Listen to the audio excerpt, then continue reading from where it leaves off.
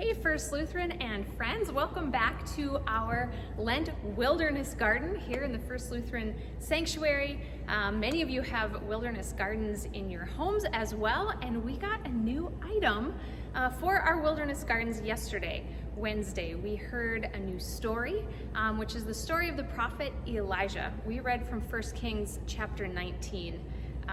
Elijah had some very exciting moments in his ministry. Lots of interesting things are part of his life, but what we read last night was not so exciting. It was the tale of Elijah having a very difficult chapter of life. In fact, he was ready to die. He was out in the wilderness by himself. He was fearful for his life, and he was just spent. And so he asked God if he can die.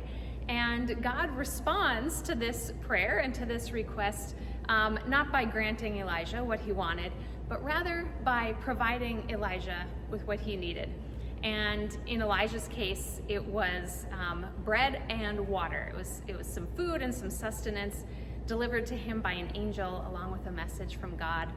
And as Elijah ate this food and took some good rest, he was then ready to move on to the next exciting chapter in his prophetic ministry.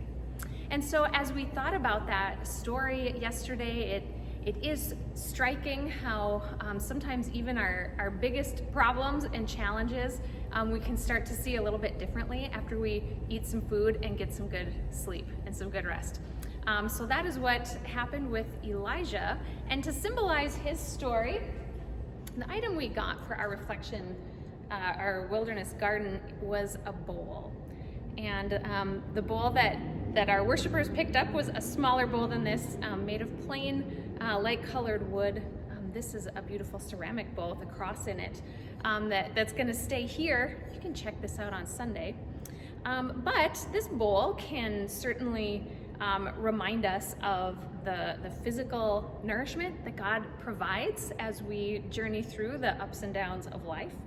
But this is an empty bowl, and the emptiness of this bowl can also signify our readiness and our openness to receive what it is that God gives us.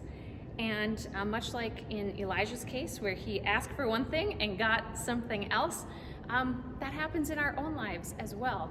And so as we open ourselves to God's presence and providing, we may find we don't get what we thought we wanted, but we get what it is God sees that we need.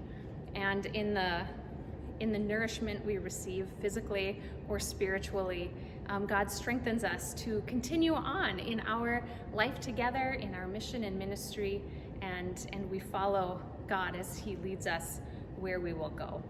So this week, our prayer practice has a lot to do with breathing through prayer and reflecting on the story and on this bowl. And so we hope that this is an enriching week for you as we contemplate Elijah. We'll be back again next week with a new story and our next item. We'll see you soon.